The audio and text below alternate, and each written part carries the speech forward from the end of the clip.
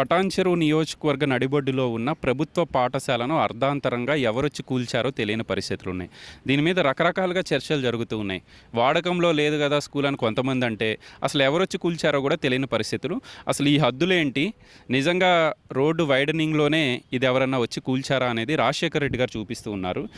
ఏం చెప్తారండి? ఇప్పుడు మన నిలబడిన క్లాస్ రూమ్లేనా? నిలబడేది క్లాస్ రూమ్ అన్న. ఇప్పుడు మేమందరం నిలబడేది క్లాస్ రూమ్ గోడ. ఈ గోడ నుంచి కాంపౌండ్ వాల్ సుమారు 13 నుంచి 14 ఫీట్లు ఉంటాయి చూడండి అన్న. ఇది కాంపౌండ్ వాల్ 15 ఫీట్ల వరకు ఉంటుంది. ఒకసారి చూడండి, 15 ఫీట్లు. ఒకవేళ రోడ్ ఎక్స్టెన్షన్లో ఈ డబ్బాలు తీయంగా ఆ చివరికి అంటే ఆల్మోస్ట్ ఇంకా అక్కడ వరకు వస్తుందండి. అంటే మధ్యలో ఒక 10 ఫీట్లు గ్యాప్ ఉంది. అంటే అది పోగా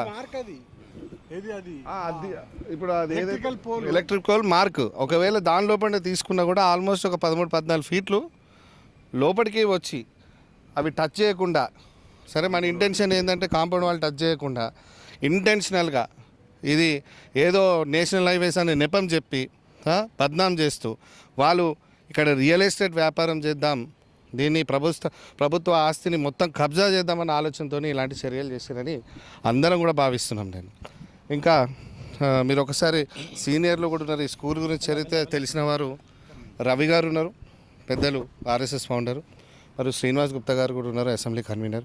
మీరు వారిని కూడా అడిగినా కూడా పూర్తి వివరాలు ఇంకా పోల్ అంటున్నారు కదా, ఆ పోల్ ఏంటి, హద్దా ఎట్లా అంటే మొన్న నేషనల్ హైవేస్ ఎక్స్టెన్షన్ ఎప్పుడైతే మొన్న ఏదైతే రోడ్ ఎక్స్టెన్షన్ అది అయిపోయిన తర్వాత ఆ మార్కింగ్ దాని లోపలనే ఇంకా ఎక్స్టెన్షన్ అయ్యేది. అది రీసెంట్గా పెట్టిందో మ్యాక్సిమం వన్ ఇయర్ లోపలే అయింది అది పెట్టి కూడా. రోడ్ ఎలాగో ఎక్స్టెండ్ అవుతుంది కాబట్టి ఆ పోల్స్కి ఇబ్బంది లేకుండా ముందుగానే పోల్స్ జరిపినట్టున్నారు. దాని హద్దుగా పెట్టుకొని వాళ్ళు మార్కింగ్ పెట్టుకొని అక్కడ పెట్టారు.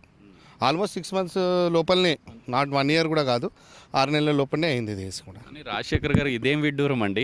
ఇప్పుడు ఎక్స్టెన్షన్ పేరుతో డబ్బాలన్నీ అట్లానే ఉన్నాయి. ఈ స్కూల్ ఎందుకు వచ్చారనేది ఏదో పెద్ద స్కామే జరుగుతుంది, బడాబాబుల కన్నే పడినట్టుగానే తెలుస్తూ ఉంది. అది దాని గురించే మా బాధ అంతా, ఆవేదన అంతా. ఎందుకంటే పటాన్చెరులో గొప్ప గొప్ప హిస్టరీకి సంబంధించి ఎంతో హెరిటేజ్ సంబంధించి చాలా మాన్యుమెంట్స్ ఉన్నాయి. ఇప్పుడు పెద్దలు చెప్తారు కళ్యాణ మండపం ఉందన్న, 700 సంవత్సరాల కళ్యాణ మండపం, 1000 సంవత్సరాలు ఇంచుమించు. అలా నాకు ఇంకో బాధ ఏంటంటే 13th century మాకు ఒక మహావీర్ బుద్ధ స్టాచ్యూ ఉండే, రాత్రి గులగొట్టేసారన్న.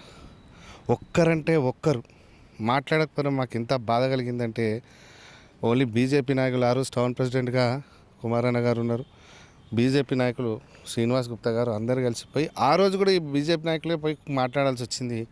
ఎందుకు ప్రభుత్వ ఆస్తులన్నా ఎందుకు ఈ రకంగా ఎందుకు చేస్తారు? ఎందుకంటే ఇంతకుముందున్న జనరేషన్ పెద్దలంతా కూడా మాకు ప్రభుత్వ ఆస్తులను రానున్న జనరేషన్లకు అప్పచెప్పే విధంగా లేనిది ఈ గడిచిన 10-15 సంవత్సరాలలో చాలా దారుణంగా తయారైపోయింది. ఏమనంటే తెలంగాణ వచ్చిందని నిజంగా మేము అందరం సంతోషపడాలన్నా, ఇట్లా ప్రభుత్వ స్థలాలన్నీ కూడా మింగేస్తారని బాధపడాలన్నా కూడా అర్థం కాని పరిస్థితి. ఇంకో 4 రోజులు అయితే ఆ గోడ దూకొచ్చి మందుబాబులు అడ్డాగా కూడా చేర్చుకునే అవకాశాలు చాలా స్పష్టంగా కనిపిస్తున్నాయి. ఇప్పటికే బైకుల మీద ఎవరు ఆ మూలకి వెళ్తున్నారు, వాళ్ళు ఎందుకు వెళ్తున్నారో తెలియదు. అదే కదన్న, సేమ్ ఇక్కడ ప్రాపర్ ప్యాట్రోలింగ్ జరగాల, ఇంకా సెక్యూరిటీ విషయంలో కానీ, ఇంకా రానున్న రోజుల ఖాళీ స్థలం కనిపిస్తే చాలు గద్దల్లాగా వచ్చి వాలిపోయే పరిస్థితి కనిపిస్తుంది. ఇప్పుడు నోటీస్ ఏదో పెట్టినట్టున్నారండి, ఎవరు పెట్టారు, దేనికి పెట్టారు? నా ఎంపీ గారు కంప్లైంట్ ఇచ్చిన వెంటనే దాని మీద జిల్లా అధ్యక్షుడు మేమందరూ బీజేపీ అందరూ కూడా ఇమీడియట్ స్పందించిన వెంటనే అక్కడ వచ్చి ఆ బోర్డు పెట్టారు. అది ఏంటి అన్న, ఇట్లాంటి చినిగిపోయే బోర్డు. అది ఏమని రాస్తుంది? అది జెడ్పీహెచ్ఎస్ బాయ్స్ స్కూల్ సంబంధించిన ఆస్తి, ఎవరు కూడా స్ట్రెస్ పాస్ చేయొద్దు అని చెప్పేసి. సో దాంతో పాటు అన్న సంతోషమే అది పెట్టినాను. ఈ కాంపౌండ్ వాళ్ళు ఫస్ట్ కట్టాలి, ఇక్కడ మళ్ళీ స్కూల్ బిల్డింగ్ కట్టాలి. ఏం చెప్తారండి ఈ స్కూల్కి సంబంధించి? ఈ స్కూలు సుమారు 55 సంవత్సరాల క్రితం ఇక్కడ నిర్మించబడ్డది. 50 నుంచి 55. నేను 50 సంవత్సరాల క్రితం ఇక్కడ చదువుకున్నా. అప్పుడు అసలు ఎంత గొప్పగా ఉండేదంటే ఇక్కడ ఒక బావి ఉండేది. అవన్నీ గత స్మృతులు చూస్తుంటే ఇది ఇప్పుడు ఈ కబ్జాదారులోకి వెళ్ళిపోయింది. ఎంత ఆనందంగా ఉండేది ఒకప్పుడు ఇక్కడికి వచ్చినప్పుడు మేము చూసినప్పుడు. కానీ దీన్ని ఒక డిలాపిడేటెడ్ కండిషన్కు తీసుకొచ్చి ఈ ఏరియాను దీన్ని వాడకుండా కోర్టులో ఉన్నప్పుడు ఎప్పుడైతే పొజిషన్లో గవర్నమెంట్ స్కూల్ ఉందో ఇప్పటికి కూడా స్టేటస్ కో మెయింటైన్ అవుతుంది. స్టేటస్ కో మెయింటైన్ అయినప్పుడు ఇక్కడ అనవసరంగా రాజకీయ స్కూల్ వదిలిపెట్టేసి అక్కడ తీసుకెళ్ళి పెట్టేసి ఇక్కడ దీన్ని ఇట్లా వదిలేయడం వల్ల వాళ్ళు ఎవరైతే క్లెయిమ్ చేస్తున్నారో కక్షిదారులు వాళ్ళు ఇష్టారాజ్యంగా వ్యవహరించడం మొదలైంది అన్నట్టు. ఇచ్చి వాళ్ళు ఇంకెవరు రారు కదా దీనికి అని చెప్పి ఇక అర్ధరాత్రి పూట వచ్చి దీన్ని కబ్జా పెడదామని ప్లాన్ తోటి పని చేసిండ్రు. గుప్తా గారు స్టేటస్ కో అంటేనే ఉన్న నేచర్ ఆఫ్ ల్యాండ్ని కదిలించొద్దు అని చెప్పి ఎవరు ఏకంగా ధ్వంసమే చేసేసారు, ఏం చెప్తారు? అయితే ఇది స్టెథోస్కోప్ కాదండి, స్టే ఇచ్చారు.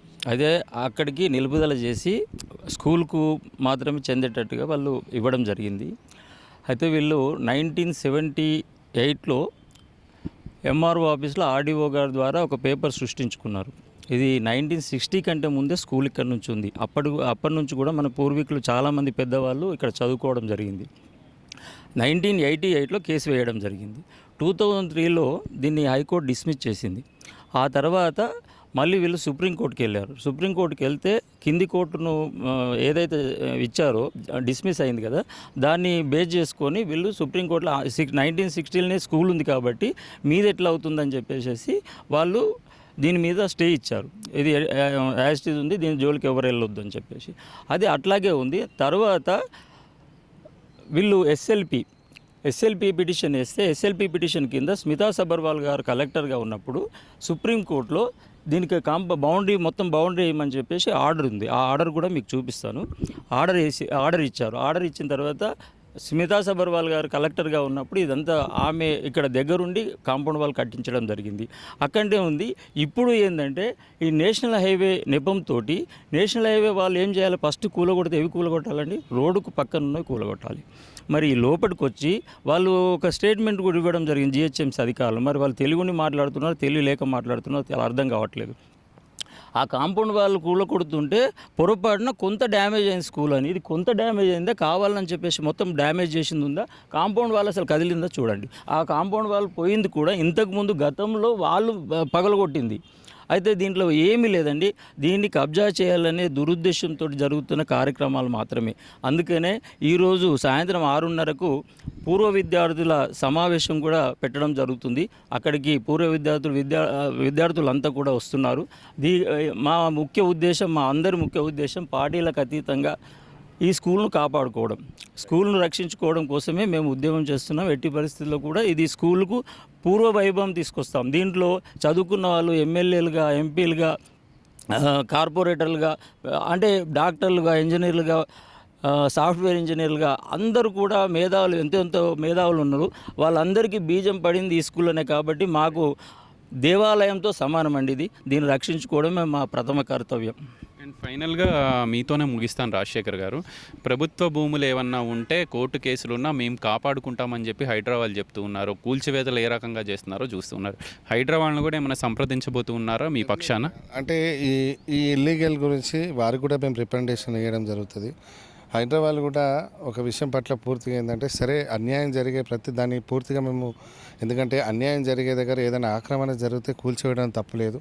చిన్నగా అన్యాయం అంటే చిన్న కుటుంబాలు ఎంతోమంది ఇప్పుడు కొన్ని ఇండ్లు కూలగొట్టారు, కొన్ని సంబంధం లేకుండా రాంగ్ ఇన్ఫర్మేషన్స్ తోటి కొంతమందిని ఇండ్లు కట్టుకొని కూలగొట్టి వాళ్ళు కొన్ని చిన్న స్థాయి వాళ్ళని ఇబ్బంది పెట్టకుండా ప్రభుత్వ ఆస్తులను కాపాడే లక్ష్యంగా పోతే సంతోషమే. కానీ అదేదో వ్యక్తిగతంగానో ఒక పార్టీని ఉద్దేశించో అట్లా చేసుకుంటూ పోతే మాత్రం ఖచ్చితంగా దాన్ని కూడా మేము వ్యతిరేకిస్తాము. హైడ్రా కమిషనర్ గారు కూడా మేము దీనికి సంబంధించి ఇట్లా జరిగింది, మరి వారికి కూడా మేము రిప్రజెంటేషన్ అందించడం జరుగుతుంది. రానున్న రోజుల్లో మేము తీసుకునే నిర్ణయం, ఇక్కడ ఒక తెలంగాణ ఉద్యమం ఎట్లయితే జరిపామో అందరం కలిసి, సేమ్ ఈ స్కూల్కి సంబంధించి ప్రభుత్వం ఆస్తులు, ఇది గుడి అయినా బడి అయినా ప్రతి ఆస్తి పట్ల మేము ఏదైనా సరే పటాన్చెరుకు సంబంధించి ఏ ఆస్తి కూడా ఇట్లాంటి కబ్జాలకు గురైతే మాత్రం ఎట్లా ఒక 1 by 1 తెలంగాణకి ఎట్లయితే వంటల కార్యక్రమాలు చేసుకోవడము, తర్వాత పూర్వ విద్యార్థులు గెట్ టుగెదర్లు చేసుకోవడము, అంటే ఒక అవేర్నెస్ ప్రజల్ని తీసుకురావడానికి ప్రతి ప్రయత్నం మేము చేస్తాము. అదే కాకుండా వీలైతే మేము సెంట్రల్ మినిస్టర్లను, భారతీయ జనతా పార్టీ రాష్ట్ర నాయకులను, మా రాష్ట్ర అధ్యక్షులకి, తర్వాత ప్రతి పటాన్చెరులో ఉన్న ప్రతి పూర్వ విద్యార్థులు ఇదివరకు చెప్పినట్టు ప్రతి ఒక్కరిని కూడా చుట్టుపక్కల ఉన్న అందరూ కూడా కలిసి వాళ్ళకి రిప్రజెంటేషన్ ఇస్తాం. అండ్ ఇట్లా అడగడం కరెక్ట్ కాదు, కానీ ఈ ల్యాండ్ వాల్యూ ఎంత ఉండొచ్చండి? బహుశా అదే అయి ఉంటుంది ఎవరైతే కబ్జా చేయాలనుకున్న వాళ్ళ ఆశ. అందుకే అడుగుతా ఉన్నాను, 100 కోట్లు ఉండొచ్చు కదా? హండ్రెడ్స్ ఆఫ్ క్రోర్స్ ఉంటుంది. దాని వాల్యూ అట్లాంటిది. సో మాకు పాఠశాల ఇంపార్టెంట్ కదా, ప్రభుత్వం ఇది ప్రజలకు ఉపయోగపడాలి.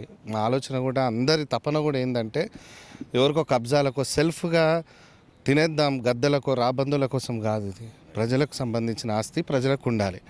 ఎట్లయితే పూర్వీకులు మాకు ఎట్లా కనిపించేటట్టు పెట్టిరో రేపు భవిష్యత్ తరాలకు ఒక 30-40 ఏళ్ళకు 100 ఏళ్ళకు ఇప్పుడు మనం ఎట్లా గొప్పగా చెప్పుకుంటున్నాము. అవునా, 400 సంవత్సరాల క్రితం కట్టినటువంటి ఎన్నో హిస్టారిక్ హెరిటేజెస్ బిల్డింగ్స్ కూలిపోవు. ఇంకా అసెంబ్లీ లాంటి అవిట్లో వాడుకుంటారు. ఎందుకు ఇట్లా 70 ఏళ్ళు 60 ఏళ్ళు వచ్చినటువంటి బిల్డింగ్స్ని కూలగొట్టడంలో ఇంటెన్షన్ అంటే ప్రజలు దీన్ని ఆలోచించాలి. ఫస్ట్ పటాన్చేరు ప్రజలకు ఏమైపోతుంది జరుగుతుందనే అవగాహన మాత్రం ఖచ్చితంగా తెలియాలి. సో ఇది వాస్తవానికి రాజశేఖర్ రెడ్డి గారు కొన్ని మంచి మాటలు చెప్పారు. ఎవరు అడుగుతారులే అన్న ధీమా, మమ్మల్ని ఎవరు ప్రశ్నిస్తారులే అని చెప్పి ప్రభుత్వ అధికారుల అలసత్వం వెరసి 100 కోట్ల భూమి. సరే 100 కోట్లు ఏవైనా కానీ ఇది ఎమోషన్తో కూడుకున్న విషయం. ఏదైతే ఆ శిథిలాల మీద మనం నిలబడి మాట్లాడుతూ ఉన్నాం. ఒక అద్భుతమైన పాఠశాల, అందమైన పాఠశాల. వీళ్ళే కాదు, ఎంతోమంది మహానుభావులకు చదువు చెప్పిన పాఠశాల శిథిలావస్థలో శిథిలమైపోయి ధ్వంసమైపోయి ఆ రాళ్ల మీద మనం ఎక్కి మాట్లాడుకోవాల్సిన పరిస్థితులు. ఇక్కడ ఉన్న మాజీ ప్రజాప్రతినిధులు, తాజా మాజీలు కూడా స్పందించాలి.